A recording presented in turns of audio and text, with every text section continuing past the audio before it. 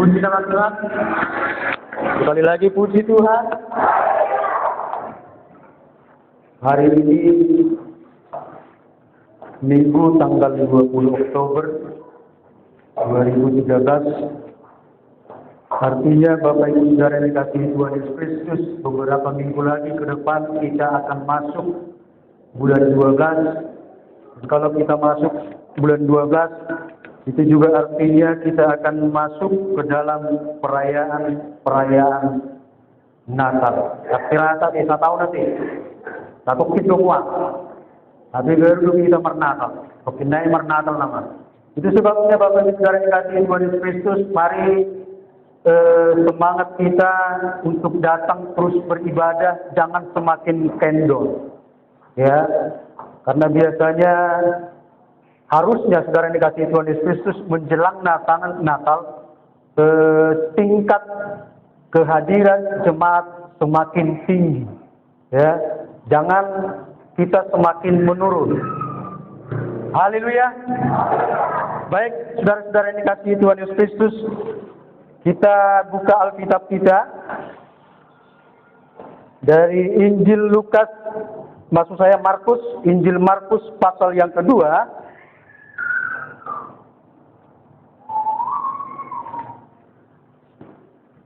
Injil Markus pasal yang kedua, ayat pertama sampai dengan ayatnya yang kelima. Jadi sampai ayat yang kelima saja kita baca. Satu perikop ini sesungguhnya ada 12 ayat. Kalau sudah ketemu, katakan haleluya. Baik, saudara-saudara yang dikasihi Tuhan Yesus Kristus, untuk hormat kebenaran firman Tuhan, saya ajak semua kita bangkit berdiri. Dan kita akan baca secara bergantian. Kaum laki-laki membaca ayat yang ganjil, kaum perempuan membaca ayatnya yang genap. Sekali lagi, kaum laki-laki membaca ayat yang ganjil, kaum perempuan ayat yang genap, dimulai dari kaum laki-laki. 2, 3, ya. Kemudian sesudah lewat beberapa hari, waktu Yesus datang lagi ke Kapernaum, tersiarlah kabar bahwa ia ada di rumah. Maka datanglah orang-orang berkerumun sehingga tidak ada lagi tempat, bahkan dibuka pintu pun tidak. Sementara ia memberitakan firman kepada mereka. Ada orang-orang datang membawa kepadanya seorang lumpuh, digotong oleh 4 orang. Karena orang banyak itu, lalu mereka membuka atap yang ada atasnya. Sesudah terbuka, mereka menurunkan tempat orang lumpuh itu terbaring. Ketika Yesus melihat iman mereka, berkatalah ia kepada orang lumpuh itu, "Hai anakku, dosamu sudah diampuni." Silakan duduk, jemaat yang dikasihi Tuhan Yesus Kristus. Saya akan baca sekali lagi ayat yang kelima. Ketika Yesus melihat iman mereka, berkatalah ia kepada orang lumpuh itu, "Hai anakku, dosamu sudah diampuni." Demikian jauh pembacaan firman Tuhan pada saat pagi hari ini. Yang berbahagia adalah mereka yang mendengarkan, merenungkan, bahkan yang melakukan firman Tuhan. Bapak Ibu Saudara-saudara yang dikasihi Tuhan Yesus Kristus, firman Tuhan ini secara khusus dalam perikop ini menceritakan tentang ada seorang lumpuh.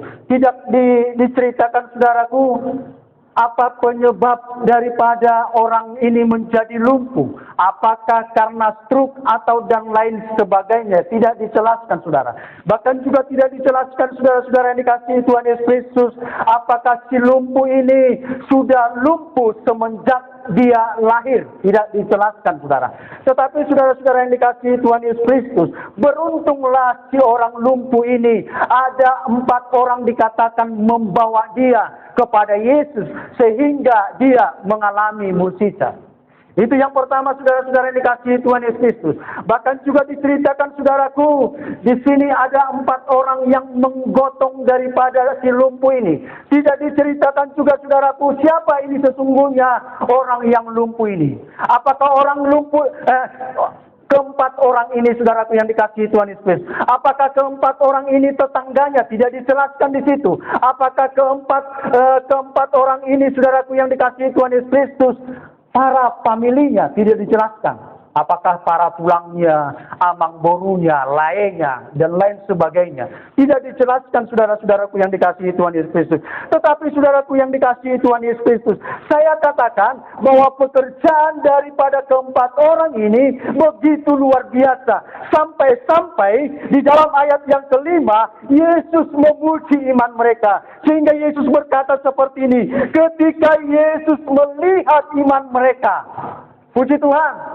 Jadi keempat orang ini, saudaraku yang dikasihi Tuhan Yesus Kristus, begitu luar biasa terhadap si orang yang lumpuh ini. Sampai-sampai Yesus berkata kepada mereka, dikatakan seperti ini, saudara-saudara yang dikasihi Tuhan Yesus Kristus, ketika Yesus melihat iman mereka. Iman siapa, saudara?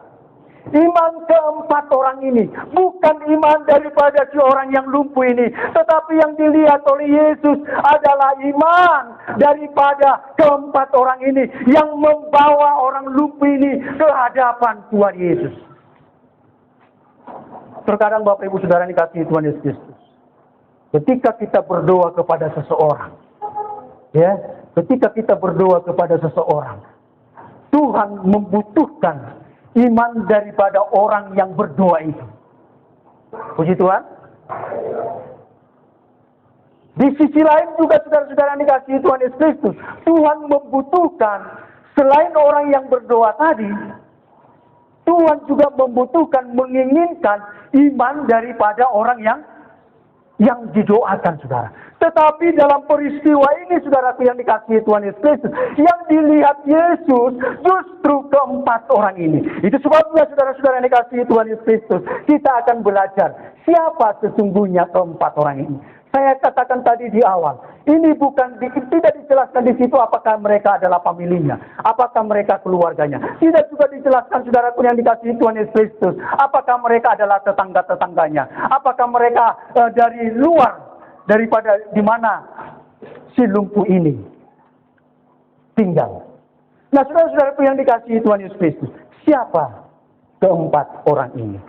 Yang pertama, saudara-saudaraku yang dikasihi Tuhan Yesus Kristus, di dalam ayat yang ketiga, ada orang-orang datang membawa kepadanya seorang lumpuh, digotong oleh 4 orang. Ada orang-orang datang untuk menggotong daripada yang lumpuh ini, saudara-saudaraku yang dikasihi Tuhan Yesus.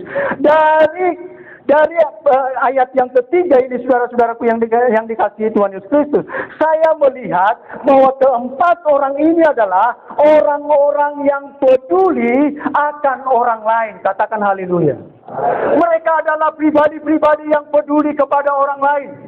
Sekalipun saudara-saudaraku yang dikasihi Tuhan Yesus Kristus, mereka melihat bahwa sesungguhnya si lumpuh ini tidak bisa berbuat apa-apa lagi, tetapi naluri kemanusiaan mereka digerakkan, saudara-saudaraku yang dikasihi Tuhan Yesus. Melihat situasi itu, saudaraku, mereka keempat orang ini tergerak hatinya oleh karena belas kasihan. Mereka adalah pribadi-pribadi yang peduli kepada orang lain. Saudaraku, kita hidup di tengah-tengah dunia yang sudah modern. Bahkan sesungguhnya orang berkata sudah postmodern. Artinya sesungguhnya kita sudah melewati yang namanya modern, saudara. Ya, di tengah-tengah dunia yang serba modern ini, saudaraku yang dikasihi Tuhan Yesus, kepedulian manusia terhadap manusia, kepedulian manusia terhadap sesama sudah sangat minim sekali, saudaraku yang dikasihi Tuhan Yesus. Apalagi kita yang tinggal di kota-kota besar. Kita masih beruntung, saudaraku, tinggal seperti di kota Medan ini. Secara khusus kita yang ada di Mandalay. Ada untungnya, saudara. Tingkat kekerabatan kita, saudara, yang ada di tengah-tengah lingkungan kita masih tinggi, saudara. Ya. Bagaimana dengan mereka-mereka yang tinggal di metropolitan, saudaraku yang dikasihi Tuhan Yesus? Mereka saudaraku yang dikasihi Tuhan Yesus Kristus, tingkat kepeduliannya dunia itu sudah sangat-sangat mengkhawatirkan sekali, saudaraku yang dikasihi Tuhan Yesus. Itu sebabnya saudara-saudaraku, Rasul Paulus sudah mengingatkan, bahkan sudah menubuatkan saudara-saudaraku yang dikasihi Tuhan Yesus, bagaimana situasi manusia yang akan datang ini, saudara. Bagaimana situasi manusia di akhir zaman ini, saudara-saudaraku yang dikasihi Tuhan Yesus. Mari dulu kita sama-sama buka di dalam 2 Timotius 3 ayat yang pertama sampai dengan ayat yang kedua. Kalau sudah ketemu, tolong saya dibantu salah satu kaum muda ataupun kaum mudi membacakannya. 2 Timotius 3 ayat 1 sampai dengan ayat yang kedua.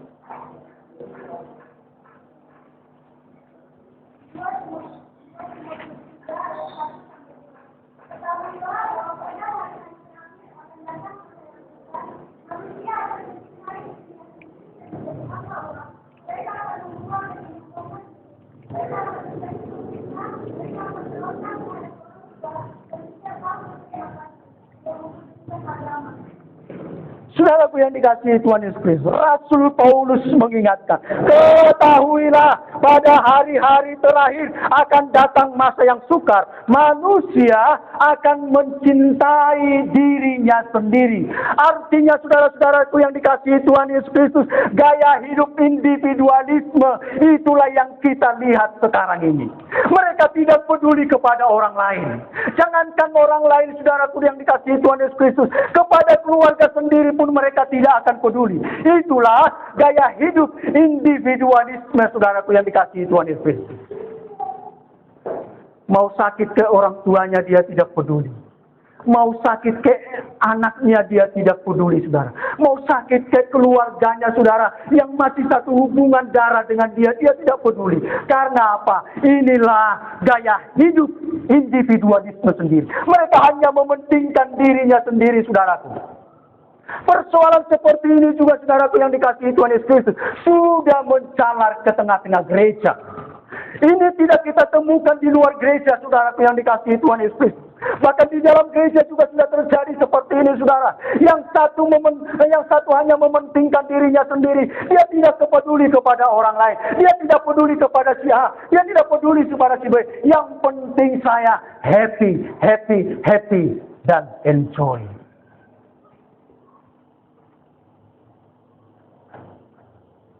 Di dalam Matius, saudara-saudara yang dikasihi Tuhan Yesus Kristus, Tuhan juga sudah mengingatkan bahwa nanti di akhir zaman kasih manusia akan semakin pudar. Mari dulu kita sama-sama baca dalam Matius pasal yang ke-24.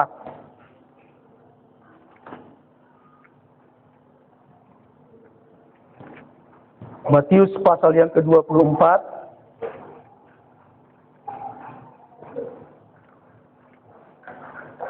Saya akan baca Matius 24 ayat yang ke-12. Dan karena makin bertambah kedurhakaan, maka kasih kebanyakan orang akan menjadi dingin.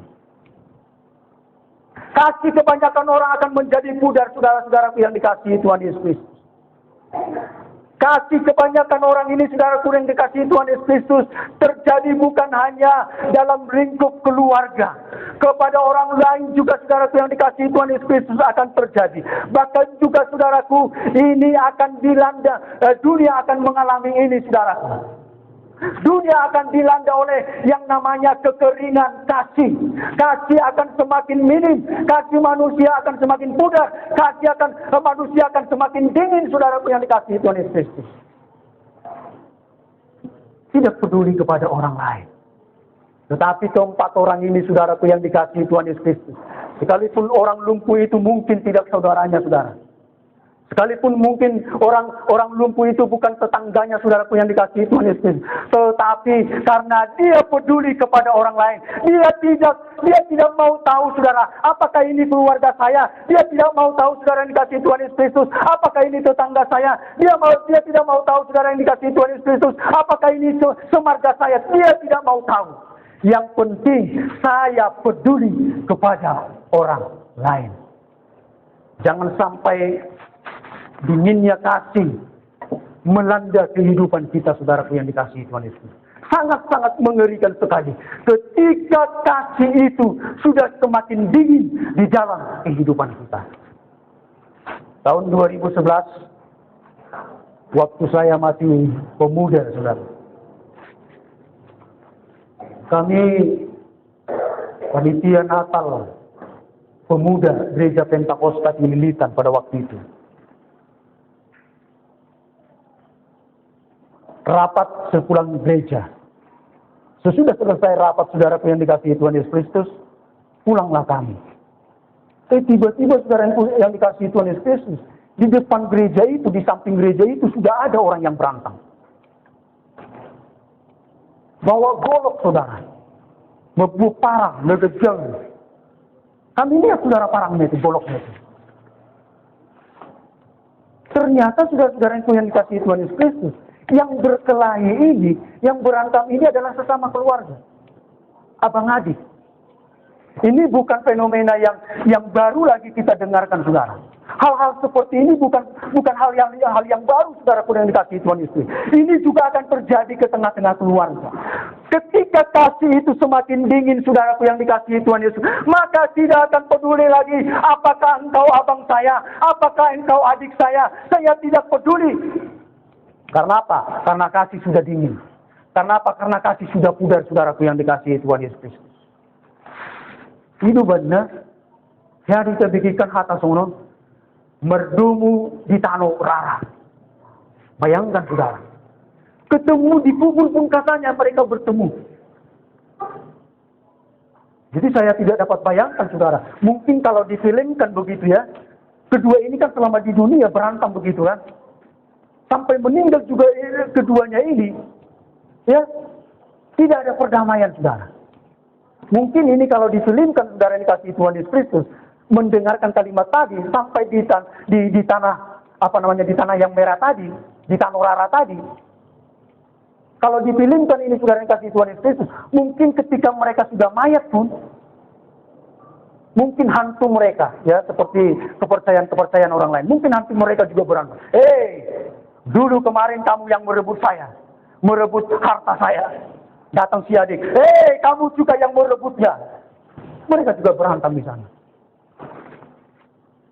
Ini yang terjadi, saudara-saudaraku yang dikasihi Tuhan Yesus Kristus.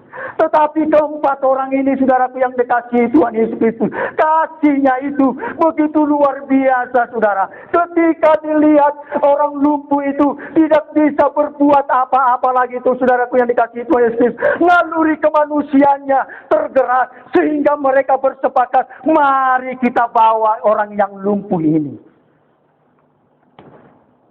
Begitu juga dengan orang Samaria.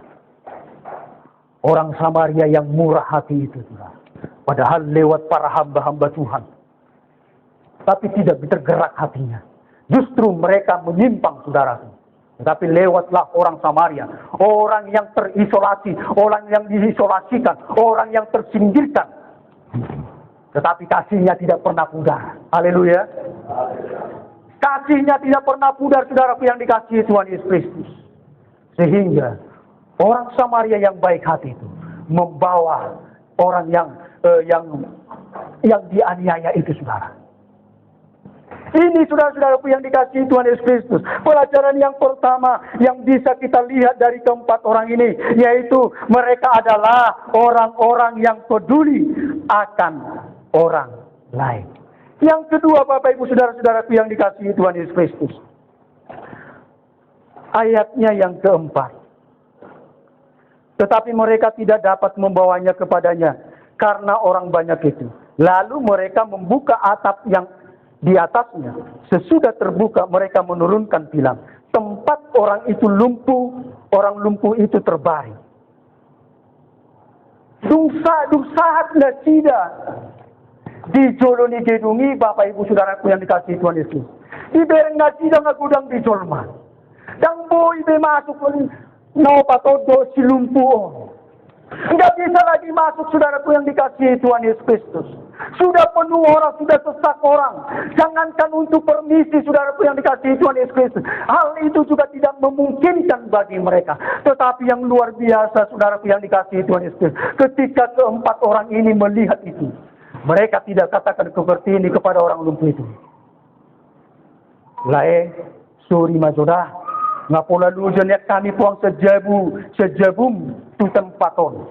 Alay buah ma paeno, ngagok besu dion dian. Bereng ma di pitu-pituon, bereng ma di jadilon, bereng ma pitu sa bulak kanani, bereng ma sa pitu sa bulak kiri, ngagok besu di.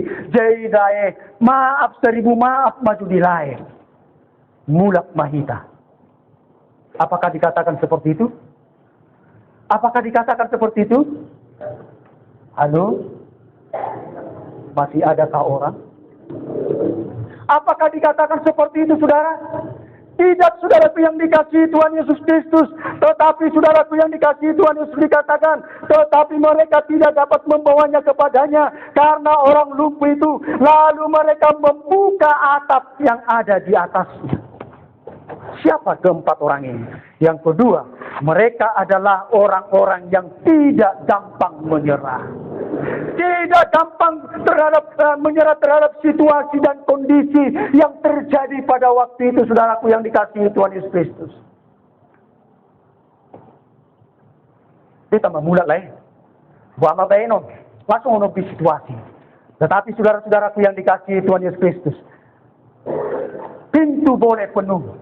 Jendela boleh penuh oleh orang-orang. Pintu kiri, pintu kanan boleh penuh. Tetapi mereka masih mempunyai akal, saudara. Keempat orang ini masih mempunyai akal. Dia lihat ke atas. Orang tidak ada di atas. Dikatakan saudara-saudaraku yang dikasihi Tuhan Yesus Kristus, mereka naik ke atas.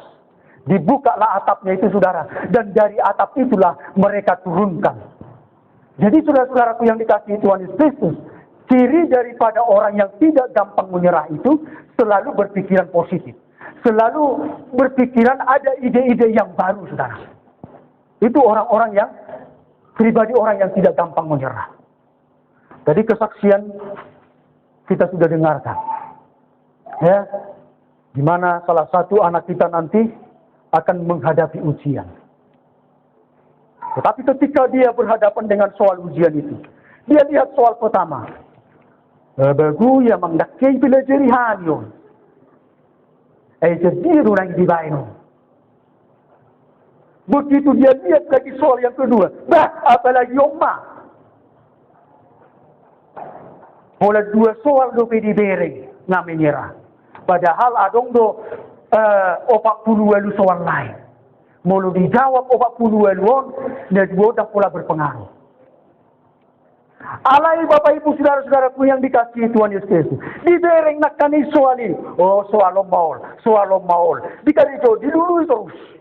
Semangat di mana terus.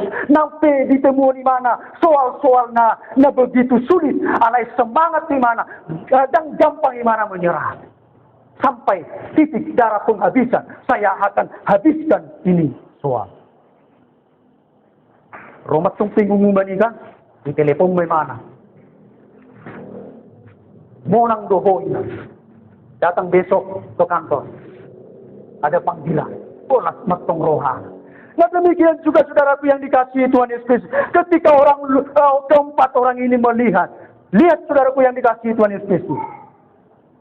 Di saat tiada jalan, pasti ada jalan yang lain. Puji Tuhan. Sebab apa? Karena bagi Tuhan tidak ada jalan yang tertutup. Persoalannya saudaraku yang dikasihi Tuhan Yesus Kristus. Apakah kita seperti keempat orang ini? Yang semangat terus. Sekalipun mungkin secara manusia. Sepertinya sudah tertutup. Ketika si Butet lahir di tengah-tengah keluarga kami. Setelah 2 bulan. Dia terus mengalami sakit. Saudara. Memang kata orang ya biasanya itu anak-anak sakit. Tetapi saudaraku yang dikasihi Tuhan Yesus Kristus, sakitnya ini menurut saya sudah tidak seperti anak-anak yang lain. Sehingga pada saat sinode, si anak ini harus mengalami opname, saudara. 4 hari. Bahkan waktu saya ditelepon, pas malam harinya itu, saya ditelepon, kebetulan ibadah pembukaan sinode sudah selesai. Ditelepon saya mendengar anak ini nangis terus. Malah dokternya mengatakan, untung segera anak ini dibawa. Kalau tidak, dia akan mengalami dehidrasi yang lebih lagi. Karena apa? Karena dia panas, mencret, muntah. Sebenarnya saudara yang dikasihi Tuhan Yesus Kristus sudah banyak diberikan obat. Baik obat dari dokter maupun saudara yang dikasihi Tuhan Yesus Kristus obat-obat tradisional. Ya, misalnya kunyit, terus juga bawang dan lain sebagainya, saudara. Dan daun-daunan itu, saudara, yang dikasihi Tuhan Yesus. Tetapi kami terus berharap kepada Tuhan. Malah saudara yang dikasihi Tuhan Yesus Kristus, ada orang berkata seperti ini. Jangan-jangan napalasi kok dia.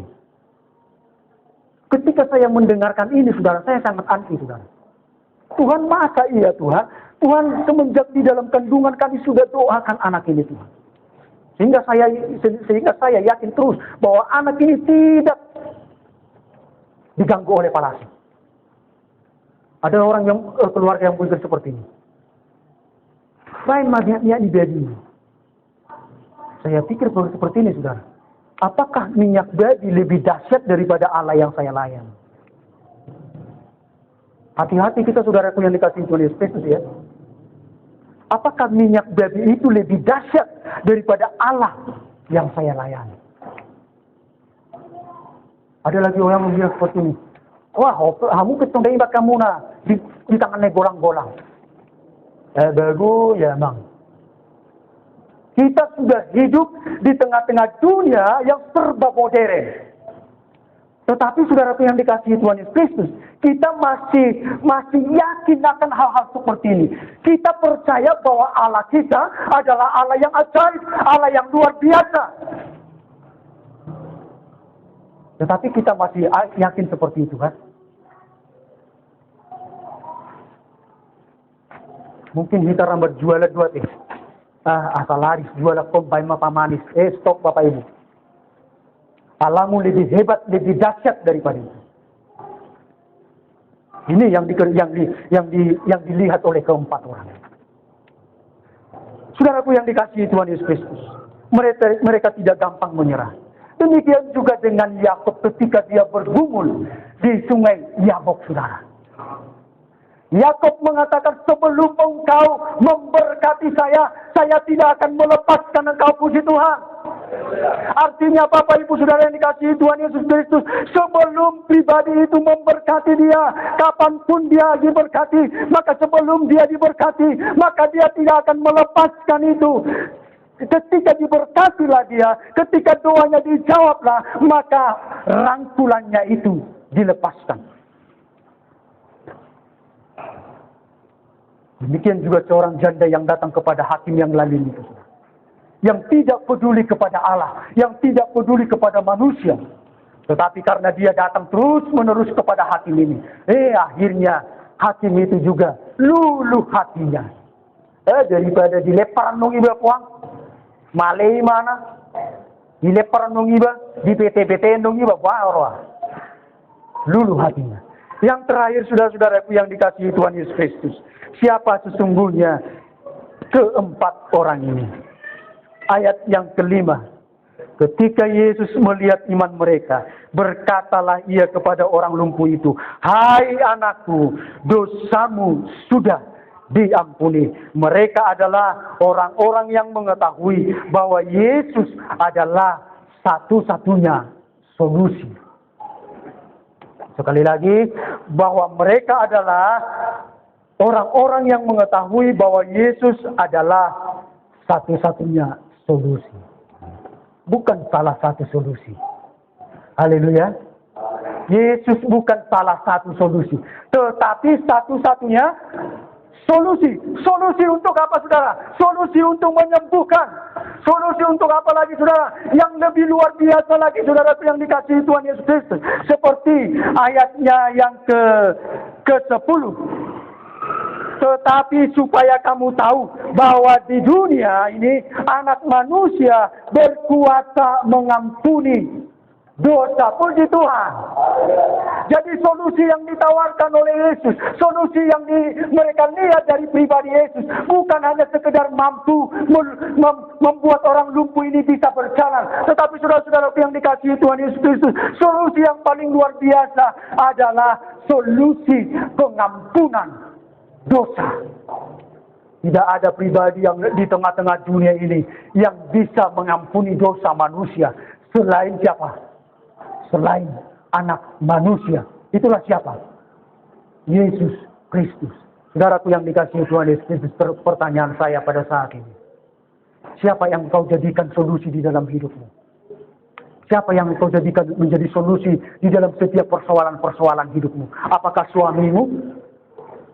Ketika suamimu memberikan hipal gaji sisa bulan ini, lasrohatakan. Apakah itu saudaraku? Kaum muda, siapa yang kau jadikan solusi di dalam hidupmu? Keempat orang ini melihat begitu luar biasa, begitu dalam sekali saudaraku yang dikasihi Tuhan Yesus. Dia lihat bahwa Yesus adalah satu-satunya solusi di dalam kehidupan mereka. Itu sebabnya saudara-saudaraku yang dikasihi Tuhan Yesus Kristus, Tuhan memuji iman mereka.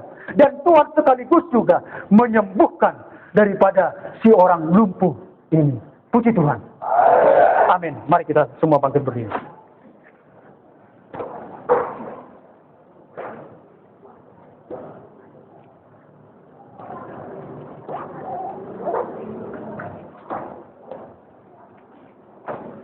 Haleluya. Terima kasih. Saudaraku yang dikasihi Tuhan Yesus Kristus, saat ini kita mau datang kepada Tuhan. Saya tidak mengetahui apa yang menjadi persoalan hidupmu pada saat ini. Mungkin engkau sedang mengalami krisis akan kasih. Bahkan mungkin engkau sedang menghadapi persoalan yang begitu dahsyat. Tetapi kalau engkau adalah pribadi yang tidak gampang menyerah, maka Yesus akan menjadi jawaban di dalam setiap kehidupan.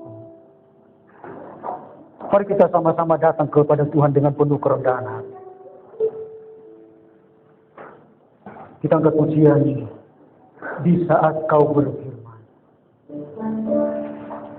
Terima kasih Tuhan.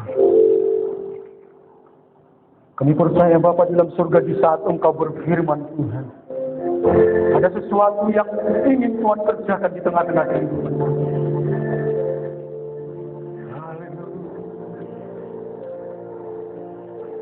Terima kasih.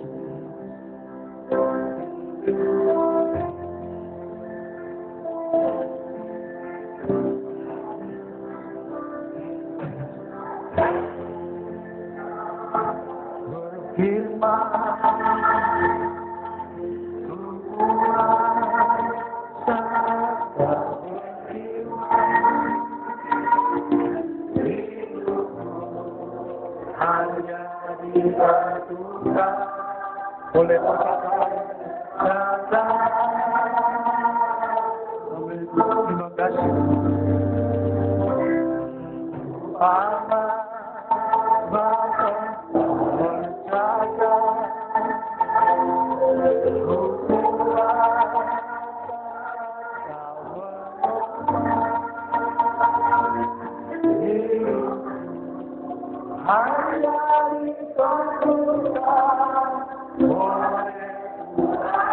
Katakan sekali lagi pujian ini. Yakin saat kau berfirman. Amin. Ini yang menjadi keyakinan kami pada saat ini. Kami yakin saat kau berfirman. Kami yakin Tuhan saat kau bekerja, kami akan memperoleh kemenangan. Yakin Tuhan boleh berkata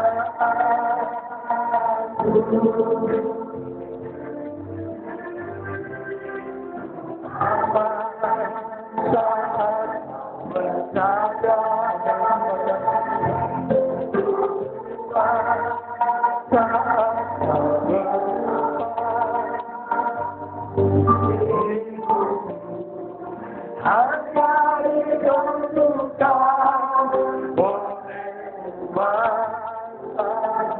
bagi Tuhan Tuhan tidak ada yang amin. Bagi Tuhan tidak ada yang mustahil Tuhan. Bagi Tuhan tidak ada yang mampu dan jauh mujizatnya disediakan bagiku. Ku diangkat dan diberi bagi Tuhan. Bagi Tuhan dan amin. Bagi tidak ada yang mustahil, bagi tidak ada yang tak mungkin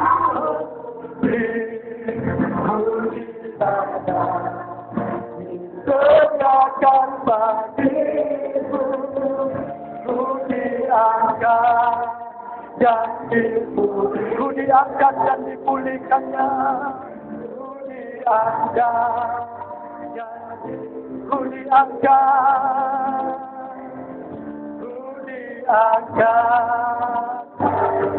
pulihkannya. Haleluya, haleluya, haleluya, haleluya, haleluya, haleluya, haleluya. Tuhan, pulihkan kami Tuhan, pulihkan kami Bapa, pulihkan kami Tuhan. Haleluya. Terima kasih Tuhan, terima kasih Bapa. Ajaiblah Engkau Tuhan, ajaib namamu. Engkau Allah kami yang dahsyat, Engkau Allah kami yang heran. Haleluya. Terima kasih Tuhan, terima kasih Bapa, terima kasih Tuhan. Kami percaya Bapa di dalam mujizat Tuhan Engkau sediakan bagi kami. Kami percaya Bapa di dalam surga, mujizat Tuhan Engkau sediakan bagi kami. Pribadi lepas pribadi ya Bapa di dalam surga. Terima kasih Tuhan, terima kasih, terima kasih Bapa, terima kasih Bapa di dalam surga. Terima kasih Tuhan Yesus. Oh Yesus, curahkanlah Tuhan, curahkan kasih-Mu di antara kami. Mungkin ya Bapa di dalam surga, di antara kami Tuhan, ada di antara kami Bapa di dalam surga. Kasih-Mu Tuhan sudah semakin tinggi dari dalam kehidupan kami. Sehingga Bapa di dalam surga, kami tidak peduli kepada orang lain, kami tidak peduli kepada saudara kami tidak peduli kepada tetangga kami Tuhan. Curahkanlah kasih-Mu Tuhan. Terima kasih Bapa di dalam surga. Terima kasih Tuhan Yesus. Mungkin ada di antara kami Bapa di dalam surga, kami adalah pribadi-pribadi yang gampang bercelah ya Bapa di dalam surga. Bapa Engkau rubah hidup kami, Engkau rubah hidup kami Tuhan. Kami menjadi pribadi-pribadi yang kuat, kami menjadi pribadi-pribadi yang tangguh Tuhan. Kami menjadi pribadi-pribadi yang tidak gampang menyerah ya Bapa di dalam surga. Sekalipun Tuhan, Lu yang menghimpit kehidupan kami, sehingga sekalipun Bapa di dalam surga, persoalan demi persoalan menghimpit kehidupan kami, tetapi kami percaya Tuhan, Engkau Allah kami Tuhan, yang menyanggupkan kami Tuhan. Terima kasih Bapa. Engkau adalah pribadi satu-satunya menjadi solusi di dalam setiap persoalan hidup kami. Terima kasih Bapa di dalam surga. Engkau menjadi solusi di dalam setiap persoalan hidup kami. Amat terlebih ya Bapa di dalam surga, Engkau adalah satu-satunya solusi di dalam mengampuni setiap dosa-dosa kami, di dalam mengampuni setiap pelanggaran-pelanggaran kami. Terima kasih Bapa. Terima kasih Tuhan. Terima kasih Bapa di dalam surga. Berkatilah seluruh sidang jemaat ini Tuhan. Bapa Engkau lah berkati mereka Tuhan. Memberkatilah Engkau Tuhan di tengah-tengah sidang jemaat-Mu. Apapun menjadi usaha dan pekerjaan mereka Tuhan, berkatilah mereka Bapa di dalam surga. Sehingga dengan lewat itu Bapa, mereka kembali bersukacita di dalam Tuhan. Terima kasih Bapa di dalam surga. Bertambah-tambahkan kesetiaan mereka Tuhan, ketekunan mereka ya Bapa di dalam mengiring, di dalam memuji dan memuliakan nama Tuhan. Terima kasih Bapa di dalam surga. Kesaksian lepas kesaksian Tuhan yang sudah diperdengarkan oleh jemaat itu, kami percaya Tuhan, Engkau menjadi jawaban di dalam setiap kesaksian-kesaksian yang sudah kami dengarkan Tuhan. Terima kasih Bapa di dalam surga. Terima kasih Bapa di dalam surga. Terima kasih. Haleluya. Hanya di dalam nama Tuhan Yesus Kristus kami sudah berdoa dan mengucap syukur. Haleluya. Haleluya. Amin. Silakan duduk Bapak Ibu Saudaraku yang dikasihi Tuhan Yesus Kristus.